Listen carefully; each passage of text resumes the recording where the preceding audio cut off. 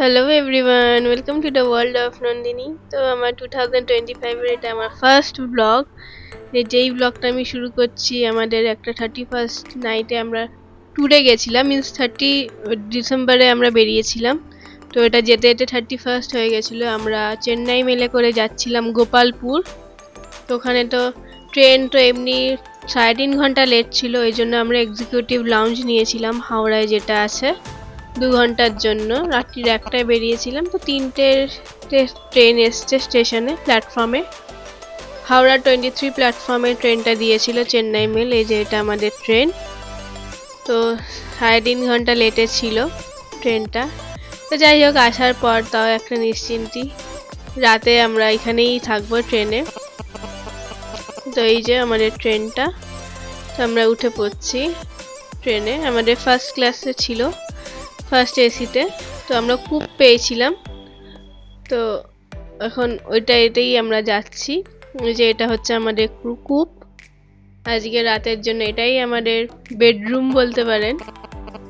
তো আজকে রাতটা আমরা এখানেই থাকবো। তো ট্রেন লেটে ছিল, তো অবভিয়াসলি ট্রেন পৌঁছিয়েছে অনেক লেটে।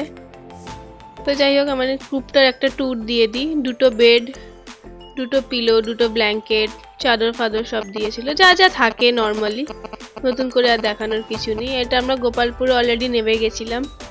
আসলে প্রচুর টায়ার্ড ছিলাম বলে স্টেশনটার আর পিকচার ক্লিক বা ভিডিও কিছু করিনি। তো ডাইরেক্ট এটা হচ্ছে রাস্তাটা, গোপালপুরে হচ্ছে পাহাড় আছে উড়িষ্যাটা, আমার জানা ছিল না। এবার ফার্স্ট টাইমই আমি দেখলাম। তো এটা হচ্ছে এদের পেট্রোল পাম্পে আমাদের গাড়িটা পেট্রোল নিচ্ছিল। তো আমরা রাস্তা দিয়ে যাচ্ছি, রাস্তা খুবই সুন্দর, প্রত্যেকটা রাস্তা খুবই সুন্দর। এত ভালো যে রাস্তা হয় আমার জানা ছিল না গোপালপুরের।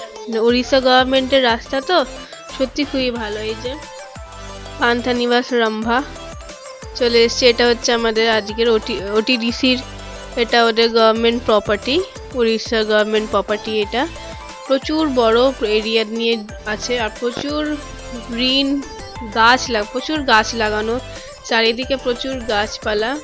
তো এই যে আমরা এবার রিসেপশনের দিকে এগিয়ে যাচ্ছি, ওখানে আমরা আজকে চেকিং করে নেব। চলুন আমরা দেখিয়ে দিই। ওই যে এটা ওদের সাইট সিইং এ যাওয়ার জন্য বোর্ড, কত কি খরচা পড়বে না পড়বে এখানে সব লেখা আছে। আর এটা হচ্ছে আমাদের রুম, এটা করিডর দিয়ে আমাদের রুম নাম্বার 101। এটা প্রিমিয়াম ক্যাটাগরির রুম। তো রুমে কি কি আছে দেখিয়ে দিই। এটা হচ্ছে ওয়ার্ড্রপ, একটা ব্ল্যাঙ্কেট দিয়ে দিয়েছে, নিচটা ওদের রাখার জায়গা আছে, একটা ছোট্ট ক্যাবিনেট টাইপের করা আছে। আর এটা হচ্ছে এল টাইপের সোফা। সোফাটা মিন্স একটা বেড হিসেবে ইউজ করা যাবে, একজন আরামসে শুতে পারবে, এতটাই চওড়া সোফা। কিং সাইজ বেড, 2টো চেয়ার, একটা টেবিল, একটা ড্রেসিং টেবিল, সাইড টেবিল আছে, ইলেকট্রিক কেটল আছে, জাগ আছে, বেসিন, ওয়েস্টার্ন টয়লেট, মিরর, বালতি, শাওয়ার, এক্সস্ট, গিজার সবই আছে। কিন্তু এদের কোনো কমপ্লিমেন্টারি টিকিট কিছু দেয়নি, আর কমপ্লিমেন্টারি জলের বোতলও কিছু দেয়নি। এটা ওদের ব্যালকনি এরিয়া, অনেক বড় ব্যালকনি। আমরা কটেজটার জন্য ভেবেছিলাম বুক করব, তো আমরা কটেজ যখন বুক করেছিলাম তখন কটেজ সোল্ড আউট হয়ে গেছিলো, তাই আমরা প্রিমিয়াম ক্যাটাগরির এই রুমটাই নিয়েছিলাম। তো এই যে এটা ওদের বাইরের এরিয়াটা, প্রচুর বড় এরিয়া, মানে এটা একটা ওদের গার্ডেন টাইপ বা লন টাইপ বলতে পারেন, বিশাল বড় এরিয়া, প্রচুর গাছপালা, চারিদিকে শুধু গাছপালা আছে। এইখানেই সব কটেজগুলো আছে, মিন্স বাইরে, ভেতরে সব রুমস আছে, আর বাইরেটা এদের কটেজগুলো আছে। এই যে এগুলো হচ্ছে ওদের কটেজ, বেশি কটেজ ছিল না, 4টে কি 5টা মতো কটেজ ছিল এদের। তাও আমরা 2-2.5 মাস আগে বুক করেছিলাম, তাতেই কটেজগুলো সব সোল্ড আউট হয়ে গেছিলো।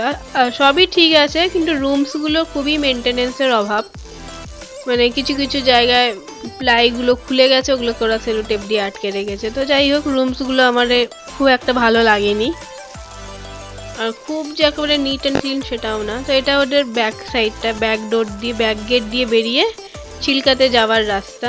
তো আমরা এখন জাস্ট দেখে এলাম, এবার আমরা দুপুরে লাঞ্চটা করে নেবো। এটা হচ্ছে ওদের রেস্টুরেন্ট, ইনহাউস রেস্টুরেন্ট আছে ওদের নিজস্ব। খিদেও পেয়ে গেছিলো, জাস্ট আমরা দেখে নিলাম, দেখে আমরা চলে এলাম। এটা হচ্ছে ওদের মেনু কার্ড, এরকম বোর্ডে ওদের মেনু কার্ড লেখা থাকে। তো এইখান থেকেই অর্ডার করতে হবে। তো আমরা নিয়ে নিয়েছিলাম ভাত, মুগ ডাল মানে ডাল ফ্রাই যেটা ওরা বলছে, চিংড়ি মাছের কারি আর বেগুন ভাজা। বেগুন ভাজাটা খুব সুন্দর খেতে ছিল, আর চিংড়ি মাছটা প্রচুর ফ্রেশ ছিল। আর খেয়ে দিয়ে আমরা চিল্কার জন্য বেরিয়ে পড়েছি। চিল্কার লেকটার একটা বোট রাইড নেব আমরা ওই জন্য। তো চারিপাশে ছোট ছোট সব খেলনার এরকম স্ট্রিট টাইপের বসেছিল, স্ট্রিট শপ যেগুলো হয় ওরকম। তো বাচ্চাদের তো খুব ভালো লাগবে। অনেক খাবার দাবারেরও জিনিস ছিল এখানে, যেমন ওই চাবির রিং বিক্রি হচ্ছিল, মানে কাস্টমাইজ চাবির রিং, চাবির রিংয়ে নাম লিখে ওরকম টাইপের। এই যে ছোট ছোট সব বোট এখানে দাঁড়িয়ে আছে, এগুলো হচ্ছে ফিশিং বোট, এগুলো মানে মাছ ধরে ওই বোটগুলো এগুলো। তো আমরা যাচ্ছিলাম, সানসেটের টাইম হব করছিলাম। আমরা ওই 3:30 4টের দিকে বেরিয়েছিলাম বোট রাইডের জন্য। তো এই যে প্রচুর ছোট ছোট দোকান, আর এটা হচ্ছে চিল্কা লেকটা, এটা হচ্ছে যে জেটিটা। তো চলুন আমরা গিয়ে আগে বোটটা বুক করে নিই। তো এটা অনলাইনও পেমেন্ট হয়, তো আমরা বোটটা বুক করে নিয়েছিলাম। তো আমরা এবার চলে যাব বোট রাইডে। চলুন বোট রাইডে দেখছি আমরা কি কি দেখতে পাই।